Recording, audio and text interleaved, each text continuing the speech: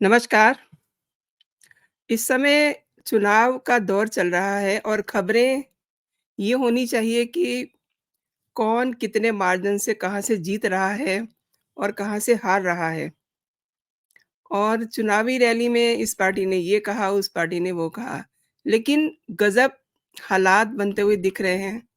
Fake video बन रहे हैं, उस पर बात हो रही है, डिबेट हो रहे हैं। अच्छा, मैंने भी गूगल सर्च किया तो देख कर के हैरानी हुई कि वो सब तैयार हो सकता है जिसकी कल्पना नहीं की जा सकती।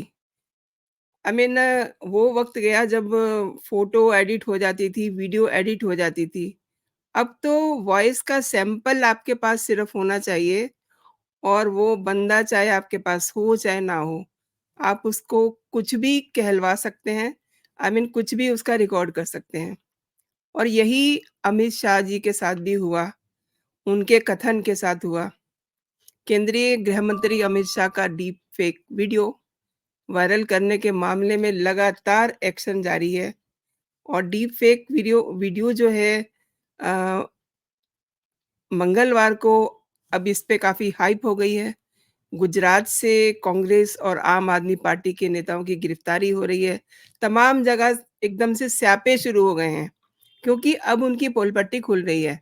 अहमदाबाद साइबर क्राइम टीम ने आम आदमी पार्टी और कांग्रेस के 2 नेताओं की गिरफ्तारी की है और ये जो मैं आपको बता रही हूँ, ये सिर्फ़ कार्रवाई है और अहमदाबाद साइबर क्राइम टीम ने जिन्हें गिरफ्तार किया है, उनके नाम सतीश वर्सोला और आरबी बारिया हैं।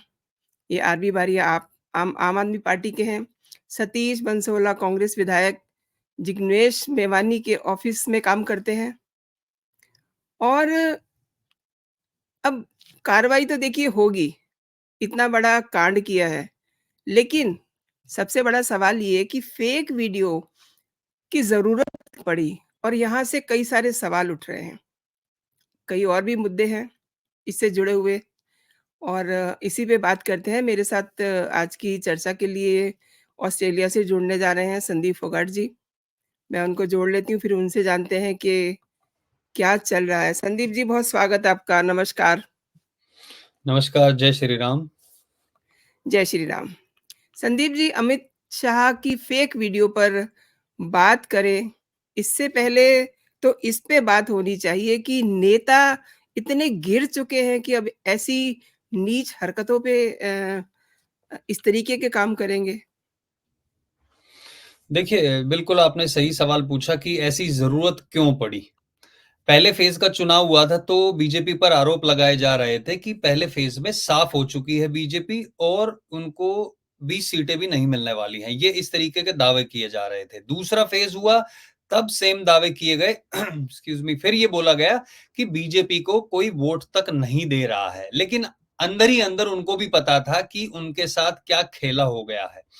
जब मनमोहन सिंह का मुद्दा उठाया गया पीएम के द्वारा, मोदी जी के द्वारा, तो तब ये बताया जा रहा था कि उनकी फेक प्रोफाइल क्रिएट की जा रही है, गलत चीज़ों का उपयोग किया जा रहा है। फिर लल्लन टॉप ने एक पुरानी वीडियो भी शेयर की जहाँ पे बताया कि ये सिर्फ तब नहीं, उसके कई साल बाद भी मनमोहन सिंह जी ने कहा था कि हाँ, मैं अभी भी उस बात पे अडिग हूँ और मुस्लिमों के प्रति उन्होंने बताया था कि उनको ज़्यादा स्थान दिया जाना चाहिए, रिज़र्वेशन हो या फिर कुछ भी हो, जो भी संसाधन है हमारे देश के, उन पे सबसे पहले मुस्लिमों का हक है और उनको ज़्यादा हक मिलना चाहिए। तो तब इनके दिमाग में ये चीज़ पनपी कि कुछ तो ऐसा लाया जाए और ये इन्होंने क्यों किया है? देखो तेलंगाना में कांग्रेस ने 45 सीटें ज़्यादा जीती थी 2018 में जो उन्होंने सीट जीती थी असेंबली चुनाव में, उसमें से उन्होंने 45 ज़्यादा जीत के सरकार बनाई थी। किस मुद्दे पे? उनका मेन मुद्दा था कि हम रिज़र्वेशन को बढ़ा देंगे। एक कैप होता है सुप्रीम कोर्ट का जिसमें ये होता है कि आप 50% से ज़्यादा नहीं जा सकते हैं। तो उन्होंने कॉन्स्टिट्यूशन में बदलाव करना, क्योंकि उनका तर्क देखिए आप, 90% जो जनता है वहाँ की, वो पिछड़े समाज से आती है। तो आप 90% रिजर्वेशन थोड़ी कर देंगे, कोई कंपटीशन होगा, लोग काम नहीं करेंगे, पढ़ेंगे नहीं, तब तक कैसे होगा? अगर आप 90% है तो 90% रिजर्वेशन कैसे कर सकते हैं? तो इन्होंने उसको बढ़ा के मुस्लिमों की उन्होंने कहा कि 4% से 12% करने की वहां पे मांग रखी थी। अब अमित शाह जी ने जो कहा था, उन्होंने कहा था कि जो मुस्लिमों को दी गई है, धर्म के आधार पर जो रिजर्वेशन दी गई है, जब वो बात करते हैं ना एससी, एसटी, ओबीसी, और जो मैं 90% पॉपुलेशन की बात कर रहा हूँ, वो हिंदू नहीं है सारे, वो मिक्स हैं। चाहे हिंदू, मुस्लिम, सिख, ईसाई, जो भी वर्ग के वहां रहते हैं, वो सब है। लेकिन ये धर्म के आधार पर रिजर्वेशन की गई थी, जिसके बारे में कहा था अमित शाह जी ने कि हम उस रिजर्वेशन को खत्म करेंगे और एससी एसटी की, ओबीसी की जो होगी, उस रिजर्वेशन को बढ़ा देंगे। लेकिन बिल्कुल आपने सही कहा, डॉक्टरेट करके उस वीडियो को इस तरीके से पेश किया गया, और आपने नाम बताया कि कुछ लोग अरेस्ट हुए हैं। एक और इसमें महत्वपूर्ण नाम है, जिसका नाम है कांग्रेस के war room coordinator Ritam Singh. अब रीतम सिंह के बारे में मैं थोड़ा बता देता हूं। रीतम श्योर। सिंह है जिसने कुछ टाइम पहले एक ट्वीट किया था, और उसमें उसने कहा था, आप किसी भी पार्टी के हैं, जो भी हैं, आप बीजेपी को, इनकी लीडरशिप को, जो बड़े बड़े नेता हैं, इन लोगों के बारे में आप लोग खूब ट्विटर वगैरह पे डालिए, बस आप डेथ थ्रेट मत देना, बस मारने की धमकी। बाकी वकील तैयार है, कोई किसी को अरेस्ट नहीं होने देंगे। उसी को पकड़ के अरेस्ट कर लिया।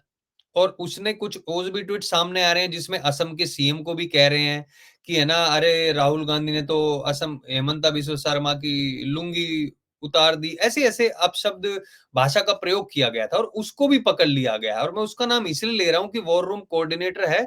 यही लोग जो बीजेपी सेल को, आईटी सेल को गालियां बकते हैं, वो खुद इस तरीके की झूठी बातें फैलाते हैं। तो इनको जरूरत इसलिए पड़ी क्योंकि जो वो मुद्दा था मनमोहन सिंह का, वो इन्हें पता था वो बैकफायर करेगा। और मैंने आई थिंक पिछली वीडियो में ही बात की थी कि जो पहला चरण का चुनाव था, उसमें ज्यादातर जो यूपी की जो मुस्लिम पॉपुलेशन थी, वहां पे हो चुका था। उसके बाद वो मुद्दा उठाया था मोदी जी ने, टाइमिंग बड़ी अच्छी होती है उनकी। और अब इन्होंने ये मुद्दा इसलिए दिखाया क्योंकि अभी जो चुनाव हो रहे हैं, सेकंड फेज में हो गए, अभी जो थर्ड फेज के चुनाव होने हैं, उसमें बहुत सारी सीटें ऐसी हैं जिनमें आदिवासी पब्लिक बहुत ज्यादा है, एससी एसटी ओबीसी ज्यादा है। तो एक तरीके से प्रोपेगेंडा क्रिएट किया जाए, एक दिमाग में कांग्रेस के ये है कि हमने ये रिजर्वेशन का मामला उठाया था, हमें वहां पे 45 सीट्स का फायदा हुआ था तेलंगाना में, तो हम यही चीज अगर पूरे देश में करेंगे, भरे पड़े हैं आदिवासी लोग जो पिछड़ी जाति के हैं, तो ये किया जाए। ये खुद कुछ नहीं कर सकते हैं। आप किसी रिक्शा वाले से पूछे, चाय वाले से, ऑटो वाले से, उनसे पूछते कि राहुल गांधी को पीएम बनाया जाए, वो हंसने लग जाते हैं। यानी कि इन लोगों के पास ना मुद्दा है, ना नेता है, ना इनके पास कोई संगठन है जो इनका अलायंस बना हुआ है। ये रोज लड़ते रहते हैं। तो इनको जरूरत इसलिए पड़ी कि कुछ भी इनके पास नहीं है, तो एक काम करते हैं, जो लोग बीजेपी को वोट देने वाले हैं, हम उन लोगों को बोलें कि देखो तुम्हारे अधिकार छीन लिए जाएंगे, और तुमसे ही रिजर्वेशन ले लिया जाएगा, क्योंकि ऐसे ऐसे ही मुद्दे लाते। तो इनको जरूरत इसलिए पड़ी, जो ये दावा कर रहे थे फर्स्ट और सेकंड फेज में जो बीजेपी को बिल्कुल सीटें नहीं मिली है, वो असल में इनके खिलाफ थी। इन लोगों को, उनमें से आप समझ लीजिए 20% सीटें भी कांग्रेस को नहीं मिलने वाली है। बिल्कुल सही कहा आपने, इन्हें अपना भविष्य दिख रहा है, लेकिन बात वही आती है कि अ, राजनीति में इतना गिरा हुआ स्तर कभी आपने सुना, देखा, पढ़ा? इस तरीके की हरकतें?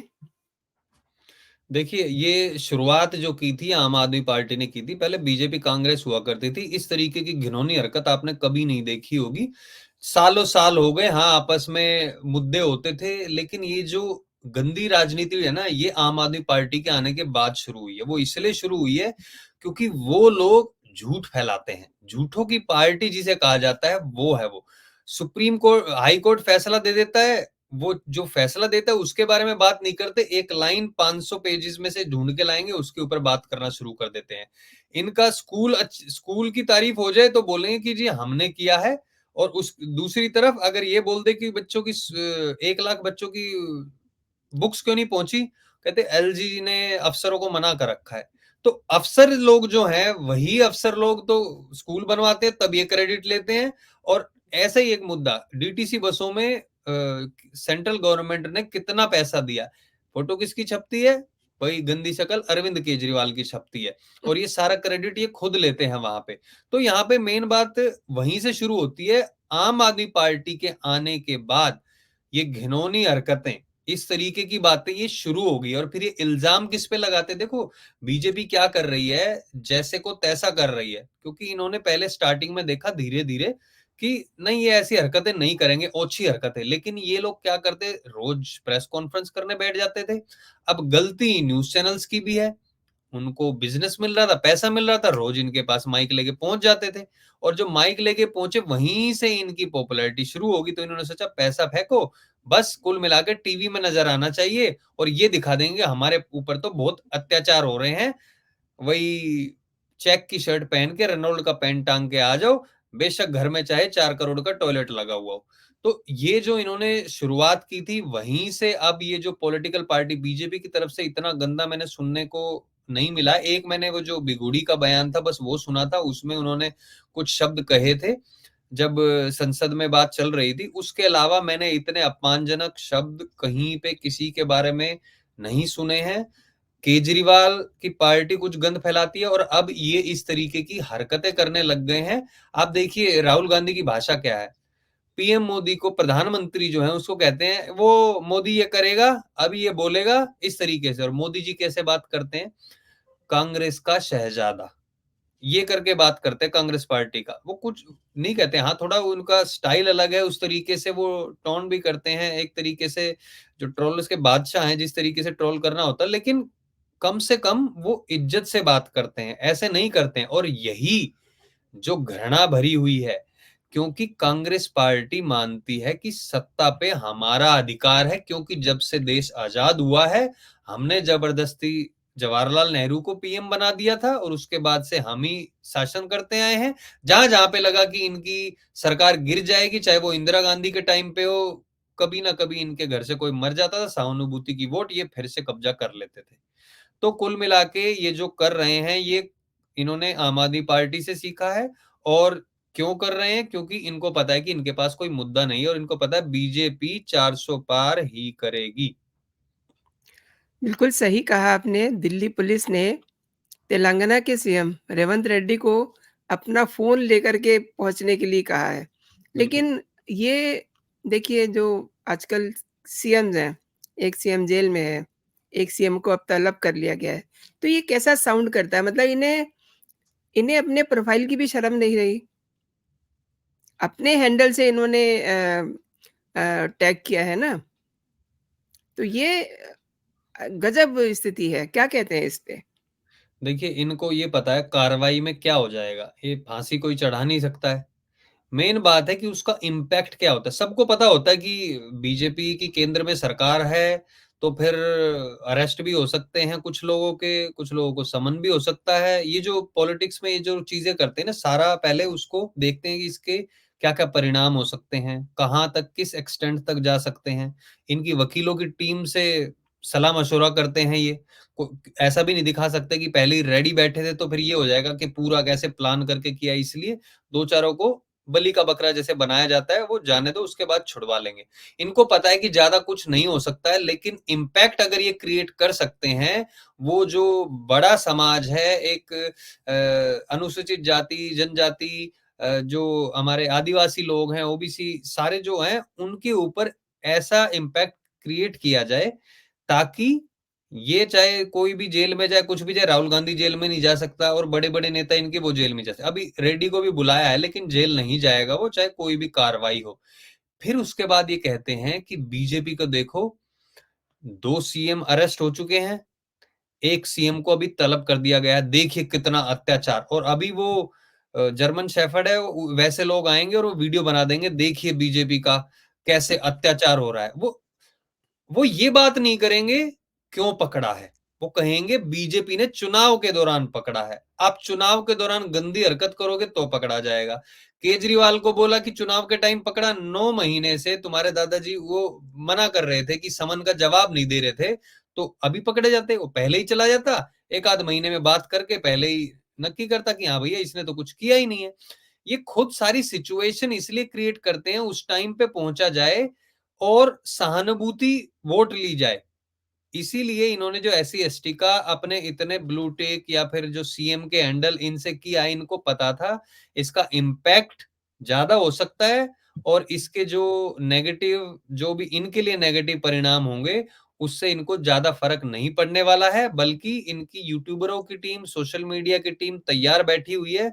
अजीत अंजुम जैसे, रवीश जैसे और एक वो मीठा क्या नाम सॉरी उसका क्या नाम है ज़ुबैर, ऐसे-ऐसे लोग तैयार बैठे हुए हैं जो इन चीज़ों को फैलाने के लिए। तो ये सारा इन्होंने तैयारी करने के बाद ही किया है, इनको कोई ज़्यादा फ़र्क नहीं पड़ने वाला है और ये रेड्डी जी भी मुझे नहीं लगता कि ये गिरफ्तार होंगे। बट हाँ, इनको सबक दे अच्छा रेड्डी की आपको बात याद होगी जब इन्होंने कहा था मोदी जी की तारीफ़ की थी, आपको याद होगा इन्होंने कहा था कि हम चाहते हैं कि मोदी जी ने जो देश भर में किया है, इस तरीके का काम हम तेलंगाना में भी करेंगे, एप्रिशिएट किया था। उस टाइम पे कहा जा रहा था कि चलो ठीक है, अगर कोई भी सीएम इस तरीके की बात करता है, डेवलपमेंट की बात करता है, चाहे वो विपक्ष का हो, कुछ भी हो और मोदी जी का यही प्लान है, उससे पहले वो रिटायर हों, प्रधानमंत्री नहीं रहेंगे, चाहे सरकार किसी की भी हो, लेकिन ऐसे लोग बैठे हुए हों, जो देश के लिए, अपने समाज के लिए काम करें। लेकिन अब ये प्रोपेगेंडा इस तरीके का उसमें हाथ फैलाना, तो वो जो थोड़ी बहुत जो इज्जत इसकी बनी थी, बीजेपी या बाकी पार्टियों में भी, वो अपने आप में खत्म हो गई है। संदीप जी, आपने बहुत बड़ी बात कही है। मैं ये जानना चाहती हूँ कि आज की तारीख में विपक्ष, क्या इनके पास मुद्दों की कमी है? इन्हें कोई मुद्दा नज़र नहीं आ रहा? इन्हें लग रहा है कि बीजेपी सब कुछ अच्छा कर रही है, कोई इन्हें कमी नज़र नहीं आ रही, इसलिए ये इतनी घटिया हरकतें कर रहे हैं? देखिए, इनका जो मैनिफेस्टो की अगर हम बात करें 3 पॉइंट उसमें से मैंने निकाल के रखे थे। पेज नंबर 7 पे इन्होंने कहा है कास्ट सेंसस करेंगे, जिससे कि साफ-साफ, सीधा-सीधा मैसेज है जिसमें अकल होगी, ये डिवाइड एंड रूल जो करते आए हैं 70 साल से, वो अभी इतना प्रभावी नहीं रहा है, तो ये आंकड़े निकालेंगे और उसके बाद टारगेट करना शुरू करेंगे, कैसे इनको वोट बैंक बनाना है, पहली चीज़। दूसरा इन्होंने पेज नंबर 8 पे लिखा everyone has the right to enjoy human rights and practice one's religion. One's religion fine, सबको अपने-अपने रिलिजन का वो करने का अधिकार है, लेकिन इन्होंने कहा कि ह्यूमन राइट्स। अब ह्यूमन राइट्स की बात करते हैं, आप लोगों ने देखा होगा कन्हैया लाल को राजस्थान में कांग्रेस की सरकार थी। फिर उसके बाद एक मनीष कश्यप है उसका नाम आई थिंक, उसको यूट्यूबर को बिहार से पकड़ा गया था, उसके बाद हाँ, एनएसए हाँ। लगा दिया गया था। खबर तो इन्होंने भी फैलाई है, अब इसके ऊपर एनएसए लगना चाहिए, नहीं लगना चाहिए? जब उन्होंने कहा था कि बिहार और वहाँ के आई थिंक आंध्र प्रदेश था या कर्नाटक था, मुझे याद नहीं आ रहा है, तो एनएसए लगा दिया गया था। आप सोचिए एनएसए किस लिए? कौन-सी देश में खतरे का माहौल हो गया इन चीज़ों से। उसके बाद एक और यूट्यूबर था जिसने केजरीवाल के लड़के के बारे में कहा था कि 10 लाख महीना रेंट पे इसकी ट्रेडमिल ले रखी है अपने शीश महल के लिए। उसको पकड़ के जेल में डाल दिया गया। केजरीवाल ने एक इंटरव्यू में कहा था कि हमें पुलिस दे के देखो। जैसे पुलिस आई फिर इन्होंने बग्गा के घर पंजाब के पुलिस गुंडे भेज दिए कि वहां से उसको उठा के लाओ, तो हरियाणा पुलिस ने वहां पकड़ लिया। ये बात करते हैं ह्यूमन राइट की। बीजेपी ने किस राज्य में से किस यूट्यूबर को, पत्रकार को इस तरीके से पकड़ के रगड़ के जेल में डाला? आप एक भी नहीं पता चलेगा। और कुछ आंकड़े और मैं बताऊं कि जब सपा के जो अखिलेश यादव मुख्यमंत्री थे, उस टाइम पे 5 ऐसे केस हुए थे, पिछले 10 साल की मैं बात कर रहा हूं, जहां पे पत्रकारों को या फ्रीलांसर को मार डाला गया था। एक को तो जिंदा जला दिया गया था क्योंकि जो एक सपा में मंत्री थे, उनके बारे में स्टिंग ऑपरेशन किया था और वो अ, खबर प्रकाशित करने की बात कर रहे थे। घर जाके जिंदा जला दिया गया था उसके गुंडों के द्वारा। तो आप सोचिए, जो लोग बात करते हैं ह्यूमन राइट्स की, जो अलायंस, वो उसके खुद के कारनामे कैसे हैं। एक इनका पेज नंबर 9 पे है मैनिफेस्टो में कि Congress will ensure minorities have freedom of personal laws. आप सोचिए पर्सनल लॉज क्या है? शरिया। तो ये शरिया लेके आएंगे।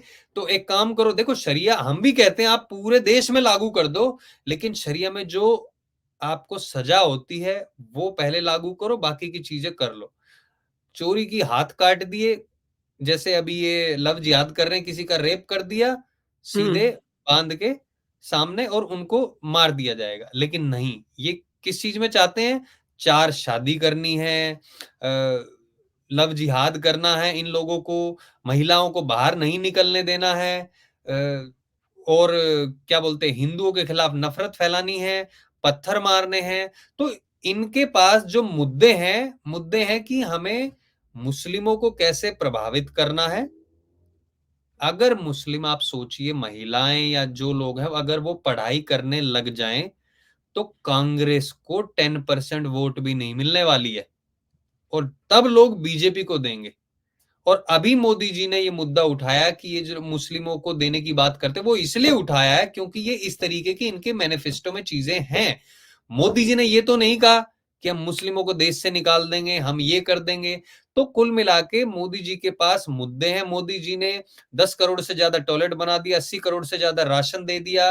अगर आप देखें बाकी की चीजें जैसे कि 26 किलोमीटर प्रतिदिन के हिसाब से 95,000 किलोमीटर के हाईवे बन चुके हैं। सीए ले आए, 370 हटा दिया, राम मंदिर बनवा दिया। मतलब बहुत सारी चीजें वो कर चुके हैं, बहुत सारी चीजें उनके प्लान में भी है जो कि डेवलपमेंट से रिलेटेड है। लेकिन ये मुद्दे लेके आते हैं, फिर बेरोजगारी, फिर ये कहते हैं कि वो जो सेना में भर्ती के लिए जो स्कीम लेके आए हम उसको वापस कर देंगे। तो ये ऐसी ऐसी चीजें लोगों को दिखा रहे हैं, डरा रहे हैं, जिससे कि लोग इनको वोट दे सके। क्या करने वाले हैं उसमें कुछ नहीं है, जो सिंपल हम हर महिला को 1,000 रुपए दे देंगे, 1 लाख रुपए दे देंगे साल का। इनसे पूछो टोटल कैलकुलेशन हुआ तो कितना हुआ, वो कह रहे कि टैक्स तो बढ़ाना पड़ेगा। दूसरी तरफ कहते हैं कि जीएसटी में टैक्स क्यों है। तो ये खुद ही कंफ्यूज है और ये जनता को सिर्फ वही दिखाना चाहते हैं जिससे इनको वोट मिल सके। इनके पास कोई विजन नहीं है। आप सही कह रहे हैं कि कन्फ्यूज़ कर दीजिए और फिर बंदा समझ ना पाए कि उसे क्या मिलने वाला है। आजकल राहुल गांधी का एक बड़ा डायलॉग सुनने को मिल रहा है कि ये आखिरी चुनाव है और हम्म। मोदी जी तो संविधान में बहुत सारे चेंजेस करने वाले हैं। तो ये भूल गए कि इनके पूर्वजों ने कितने सारे संविधान में चेंजेस किए हैं और अगर अब चेंज हो जाएगा तो कौन-सी आफ़त आ जाएगी। अब अगर ज़रूरत पड़ेगी तो चेंज तो होगा ही ना। प्लस आखिरी चुनाव ये किस बेस पे कह रहे हैं? क्या लग रहा है इन्हें? क्या खौफ है? इनको खौफ ये है क्योंकि इनको पता है कि इनकी पार्टी खत्म हो चुकी है। आप सोचिए जो 100 सीटें नहीं जीत पा रही वो पार्टी, उनको पता है अब की बार उनका बुरा हाल होने वाला। तो डरा के देखो, आप अगर कन्विंस नहीं कर सकते तो आप कन्फ्यूज कर दीजिए। तो कन्फ्यूज ये लोग कर रहे हैं और किसी तरीके से इनको वोट मिल जाए, ये इस तरीके की कोशिश कर रहे हैं। लेकिन आप सोचिए कांग्रेस पार्टी जो एक मेन पार्टी हुआ करती थी, और आपने बिल्कुल सही कहा है कि जो बात करते हैं कि संविधान पूरा का पूरा बदल दिया जाएगा, चुनाव ही नहीं होंगे। आखिरी इसलिए कह रहे 2019 के जो इलेक्शन हुए थे उसमें भी इन्होंने सेम चीज कही थी कि ये आखिरी चुनाव है। आखिरी चुनाव इसलिए कि फिर एक ही पार्टी रह जाएगी। आप सोचिए अगर अब की बार भी बीजेपी को दे दिया जनता ने और बना दिया 400 पार, ज्यादा मेजोरिटी के साथ बीजेपी के पास वो पावर होगी जिसमें वो कुछ कानूनों में संशोधन कर सकते हैं। संशोधन इसलिए नहीं करेंगे कि ये बीजेपी को मजबूत कर रहे हैं, संशोधन होंगे सारी जनता के लिए और सारी जनता में आएंगे इनके नेता लोग भी।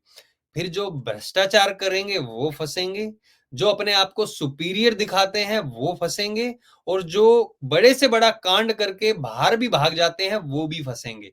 तो बहुत सारे बड़े बड़े चेंजेस इनको पता है। मैं पहले भी बात की थी कि कांग्रेस के कुछ लोग बीजेपी में होते हैं, बीजेपी के कांग्रेस में होते हैं, उनके पास खबरें कहीं ना कहीं से थोड़ी बहुत पहुंचती रहती है।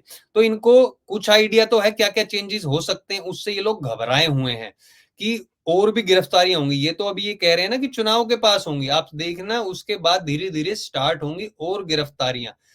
और ऐसे लोगों को भी गिरफ्तार किया जा सकता है बेशक, चाहे वो बीजेपी ने अभी अलायंस किया हो, बाद में कर सकते हैं। आपने देखा था जम्मू कश्मीर में क्या हुआ था, वहां अलायंस किया था, अंदर घुसना था पहले, जानना था ये लोग क्या करते हैं कैसे करते हैं, उसके बाद वहां अंदर घुस के चीजों को उनको ऐसा सेट किया, नजरबंद करके रखा, 370 ऐसे हटाई, एक परिंदा भी नहीं मरा, किसी इंसान की तो बात दूर है। तो इसलिए जो भी गठबंधन भी अभी जो सारी चीजें कर रहे हैं, ऐसा नेसेसरी नहीं है कि बीजेपी उन लोगों को बिल्कुल छोड़ देगी या कुछ कर देगी, क्योंकि एग्जाम्पल सेट किए जाने बहुत जरूरी है। बीजेपी के भी कुछ नेताओं को जेल में डालो, लेकिन इनका डर अभी फिलहाल यही है कि बहुत सारे ऐसे चेंजेस होने वाले हैं जिससे अपराध करना थोड़ा सा मुश्किल हो जाएगा। मैं ये नहीं कहूंगा बिल्कुल खत्म हो जाएगा, उस दिशा में जा रहे हैं। कानून में चेंजेस, बहुत सारे कानून ऑलरेडी डिस्ट्रॉय किए जा चुके हैं जो अंग्रेजों के टाइम से चले आ रहे थे। संविधान बदलने की आपने बताया, जो फ्रीडम ऑफ स्पीच के जो कानून था उसमें बदलाव किया था वो इन्होंने ही किया था, कांग्रेस ने ही किया था। अब उसको भी भारतीय जनता पार्टी उसको भी चेंज करके कि फ्रीडम ऑफ स्पीच पूरी होनी चाहिए। आप सोचिए जो ये कह रहे हैं ह्यूमन राइट्स की बात कर रहे हैं, बीजेपी को, मोदी जी को, अमित शाह को ये लोग दिन भर बैठ के गाली बकते हैं। किसको पकड़ के जेल में डाला है, किसको गोली मार दी, किसी को नहीं मारी। इन लोगों को बोलो, केजरीवाल को कुछ बोल दो, पंजाब के गुंडे भेज देंगे सादी वर्दी में कि जाओ उनको पकड़ के लाओ। कांग्रेस के वहां देखिए कहां से जाके और बिहार में पकड़ के लेके गए, एनएसए लगा दिया। 11 महीने, 10-11 महीने तक वो बंदा जेल में रहा। उसने क्या कहा था? तेजस्वी यादव को बोल दिया था, और तेजस्वी यादव इनके अलायंस में है। तो कुल मिला के इन लोगों के पास ना कुछ कहने को है। सिर्फ अगर ये बात कहेंगे तो डरा देंगे लोगों को कि संविधान खत्म हो जाएगा। देखो, एक पार्टी की इनका कहना है, एक पार्टी होगी, उसी का शासन चलेगा। लेकिन इतना मुझे भी आभास हो रहा है कि एक देश एक इलेक्शन वाली जो बात है, वो हो सकता है अगली बार जब चुनाव होंगे उस टाइम पे हो जाए, और मैं कहता हूं बहुत अच्छा होगा। उससे ना सिर्फ एक ही बारी में सारे काम हो जाएंगे, बल्कि देश का लाखों करोड़ों रुपए बचेंगे। बार बार सेना, जो ये लोग सोचते हैं कि इसमें कुछ खर्चा इतना नहीं होता, फोर्सेस भेजी जाती हैं, सारे जितना खर्चा होता है वो सारी चीजों के बारे में ये लोग नहीं सोचते हैं। एक देश एक चुनाव होगा, उसमें चाहे आप कांग्रेस को चुन लो, बीजेपी को चुन लो, लेकिन ये पूरे साल देश में चुनाव करवाना चाहते हैं। फिर इनको पकड़ लेते तो क्या कहते हैं, चुनाव के पास हमें क्यों पकड़ा। तो कुल मिला के ये जो कुछ चेंजेस मैं बता रहा हूं, ये इनको पता है ये होने वाले हैं, जिससे देश और तरक्की की ओर आगे बढ़ेगा। और तरक्की होगी, लोग पढ़े लिखेंगे, पढ़े लिखेंगे उनको दिमाग आएगा, दिमाग आएगा तो फिर इनको वोट नहीं मिलेगा, तो फिर ये तो बिल्कुल खत्म हो जाएंगे। तो इनका डरना स्वाभाविक है। मुझे लगता है कि राहुल गांधी को कहीं न कहीं ये तो डर नहीं है कि उनका ये आखिरी चुनाव है, क्योंकि हर अपनी स्पीच में वो यही कहते हैं कि ये आखिरी चुनाव है।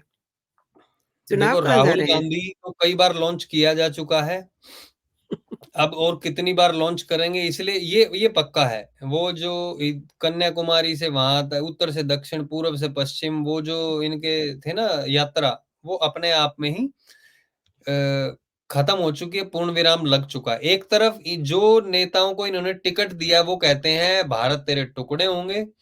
वो एक बंदा वहां पे कर्नाटक में बैठ के कहता है इसको अलग देश बना दो, एक खालिस्तान में बैठ के कहता है अलग देश बना दो। चारों कोनों में इनके वो अलायंस है जो कहते हैं कि इसको अलग करके अलग देश बना दो। और इनका लीडर है वो क्या कह रहा है, भारत जोड़ो यात्रा।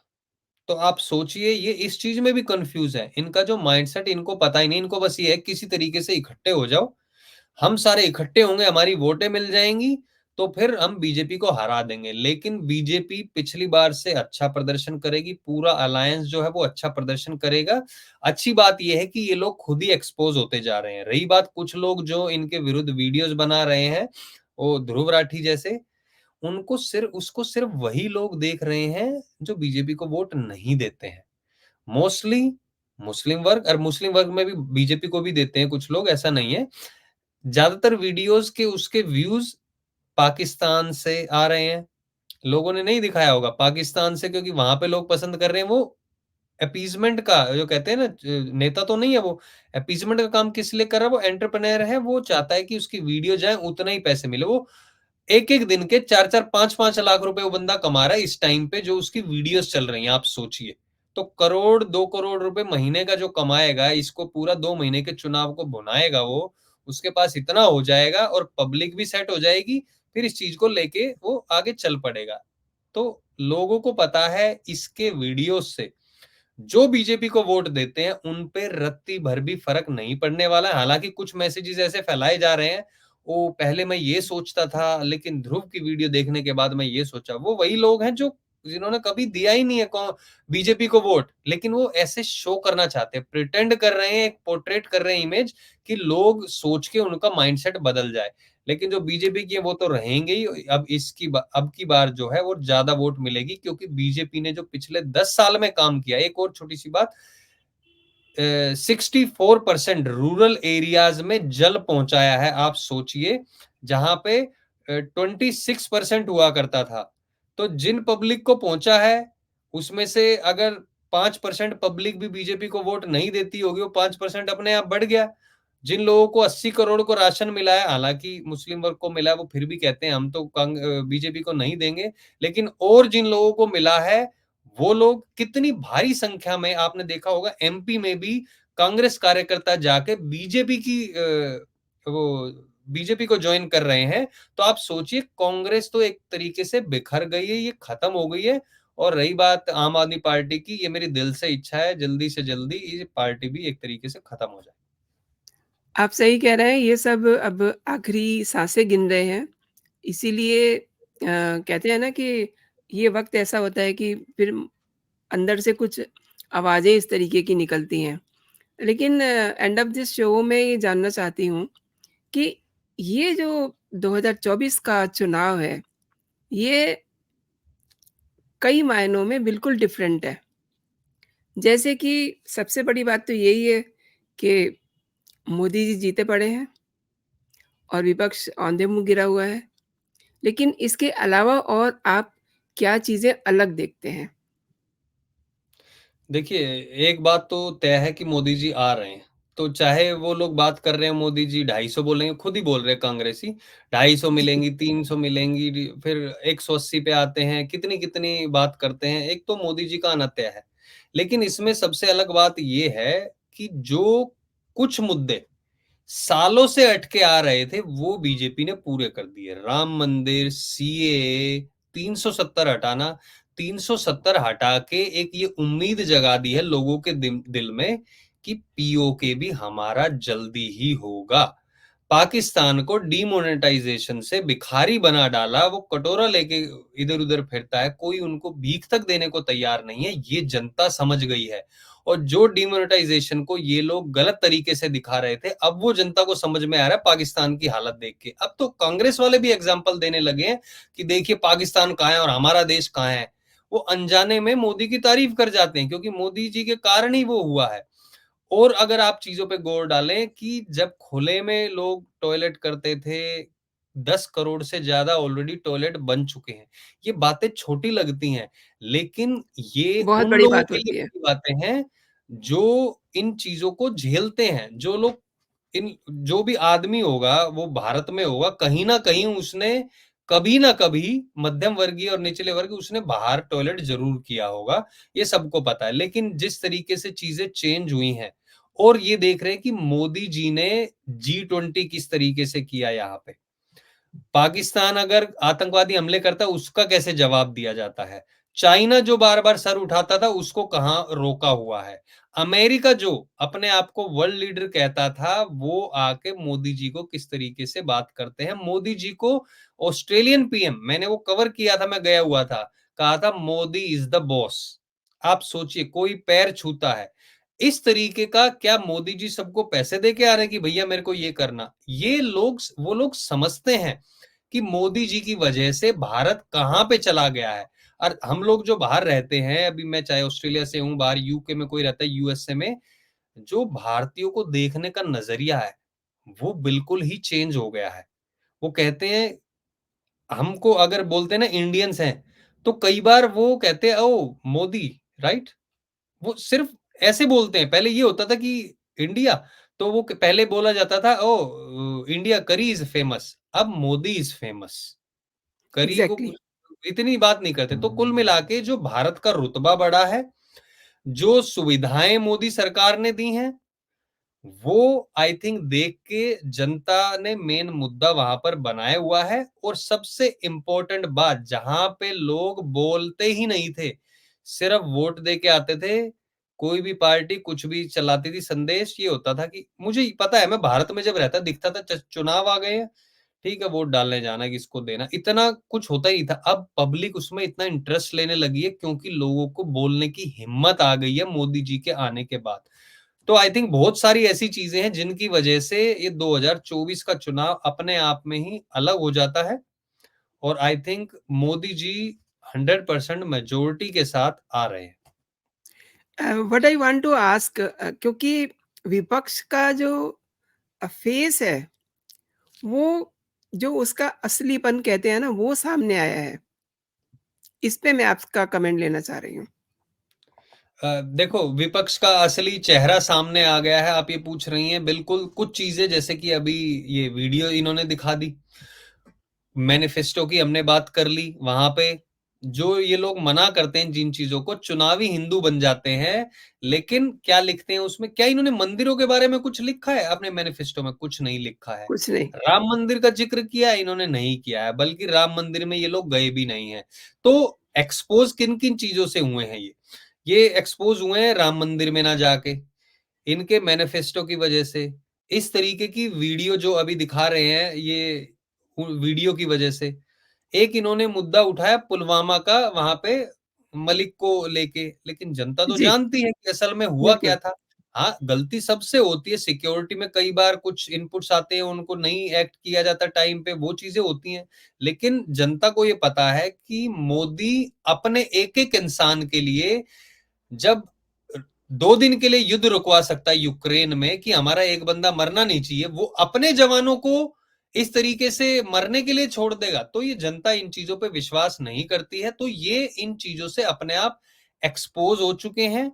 अब की बार इन्होंने ऐसा कोई मेन मुद्दा नहीं लाया, जैसे इन्होंने 2019 में चाय वाला, 2014 में चाय वाला, 19 में चौकीदार है चोर कहा था। हालाँकि इन्होंने एक चीज़ और कही थी कि मोदी का कोई परिवार नहीं है, उसको इतना बड़ा मुद्दा नहीं बनाया बीजेपी ने, लेकिन ये लोग एक्सपोज़ हो चुके हैं इन सारे मुद्दों की वजह से जो अभी हमने डिस्कस किए। बिल्कुल सही कहा आपने क्योंकि ये मुद्दा मुद्दा बीजेपी को शायद बनाने की ज़रूरत ही नहीं है, क्योंकि वो उनके मुद्दे कुछ और हैं, वो दूर की सोच रहे हैं। और जिस तरीके से विपक्ष को हम देख पा रहे हैं, अब देखिए फेक वीडियो से हमने बातचीत शुरू की थी, तो ये एक तरह से फेक समर्थन लेते हुए दिखाई दे रहे हैं ना संदीप जी?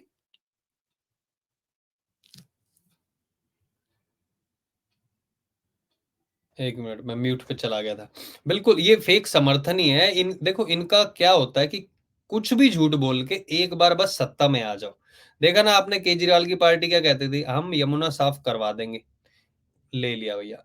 बस हम अगले साल करवा देंगे, नहीं हुआ। फिर अगला चुनाव आ गया, हम अगले साल करवा देंगे, नहीं हुआ। हम अगले साल करवा देंगे। उन लोगों को आप सोचिए 10 साल हो गए अगले साल कहते हुए, चाहे लोकसभा का चुनाव आए, विधानसभा का चुनाव आए, चाहे एमसीडी का चुनाव आए, किसी भी चीज़ का चुनाव आए, अगले साल करते-करते, झूठ बोलते-बोलते। और ये तो चलो काम करवाने की बात है, अगर हम केजरीवाल की बात पे थोड़ा-सा नज़र डालें, वो बिल्किस बानो की बात हो, चाहे फिर किसी आतंकवादी को समर्थन देने की बात हो, चाहे 10 लाख सीसीटीवी कैमरे लगाने की बात हो, कहते हैं आपने ये कहा था। कब कहा मैंने? मतलब ये तो डिजिटल फुटप्रिंट का ज़माना है, सारी चीज़ें लोग डाल देते हैं। अब जी, इनको पता है एक बार हम सरकार में अगर हम आ गए, इनका कांग्रेस का क्या सोचना है, एक बार अगर हम आ गए तो उसके बाद कोई हम पे केस तो नहीं हो सकता। ये तो हमने कहा था कि हम कोशिश करेंगे। देखो यही चीज़ है जो मैनिफेस्टो लेके आते हैं, हम ये चीज़ें करेंगे। कोई इस पे कानून नहीं है कि वो करें या ना करें। ये है कि हम ये कोशिश करेंगे। और अभी फिलहाल आई थिंक इनको पता है कि इनकी सरकार तो बन नहीं सकती। इनका मेन काम है कितनी ज़्यादा सीटें अलायंस ला सके। क्यों? क्योंकि अगर इनके पास इतनी सीटें आ गई कि बीजेपी को एनडीए अलायंस को बहुमत नहीं है कोई भी कानून पास करवाने के लिए। बस ये वहां डंगा डालना चाहते हैं। इनको पता है ये तो हारे हुए हैं। सबको पता है। लेकिन वो इनके पास बहुमत नहीं आना चाहिए, वहां पे इनकी कोशिश जारी है। फिलहाल बीजेपी को 398 सीट और चाहिए, 2 सीटें तो ऑलरेडी आ चुकी है बिना ही खेले जी, हुए। लेकिन बिल्कुल। इन लोगों का मेन मुद्दा वही है कि किस तरीके से वो जो कानून में संशोधन होने हैं, वो ना हो और उसको कैसे रोका जा सके। आपने बहुत सही कहा कि जो भ्रष्टाचार में लिप्त हैं, उनको ये डर है कि कोई ऐसा कानून ना आ जाए कि हम पर और सख्ती होनी शुरू हो जाए। संदीप जी, आपने मेरे शो के लिए समय निकाला, बहुत-बहुत धन्यवाद और आपने मेरे दर्शकों को बहुत अच्छी जानकारी दी। Again thanks. जय हिंद, जय भारत। बहुत-बहुत धन्यवाद। जय हिंद, जय भारत, जय श्री राम। जय श्री राम।